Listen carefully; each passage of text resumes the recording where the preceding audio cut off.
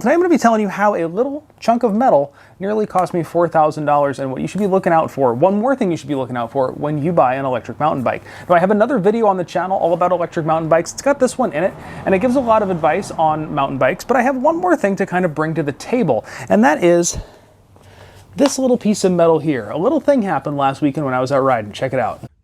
Closest road is about 8 miles that way or 8 miles that way.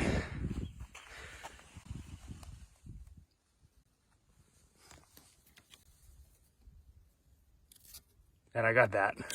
Now to describe to you what happened, I was out riding, I picked up a rock with the front wheel. It threw it up into here. That rock somehow got up into my chain and my cranks and it got thrown into my rear derailleur.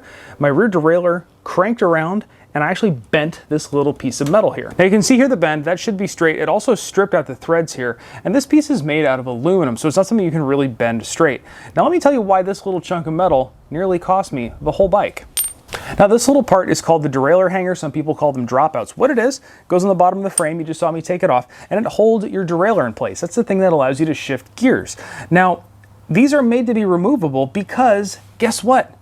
You bend them. They're supposed to be replaceable, easily replaceable. That's why one screw takes it off, you put a new one on. Here's the problem. They don't make them anymore. This bike is 4 years old. I bought this bike from a manufacturer, a company that was located right here in my hometown.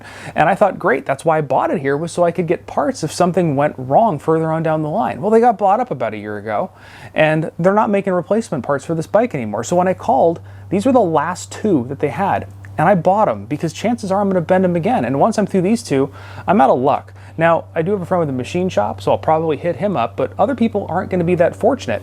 Now, the battery, here's another problem. When I called them up about the battery about a month ago, they don't make those anymore either. And these batteries only last 4 or 5 years. So if you spend $4,000 on a mountain bike, and in 4 years you can't get parts for it anymore, that's a big investment to be just throwing in the dumpster. Now, I did find a shop that can rebuild that, but that might not be for everybody, and you might not have a shop close by that can do that for you. So it's just a cautionary tale. When you're going out looking for one of these bikes, make sure you're buying one from a reputable manufacturer that's going to back the bike. A lot of times that cheaper thing online that you're getting from overseas from a brand you've never heard of sounds like a really good deal because the price is a little bit lower.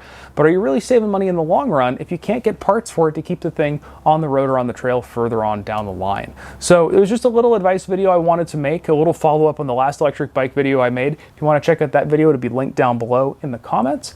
If this video helped you out at all, give it a great big thumbs up, hit that subscribe button. Let me know what kind of stuff you're working on around the house, because we do all sorts of DIY stuff here on the channel. And of course, thanks for watching.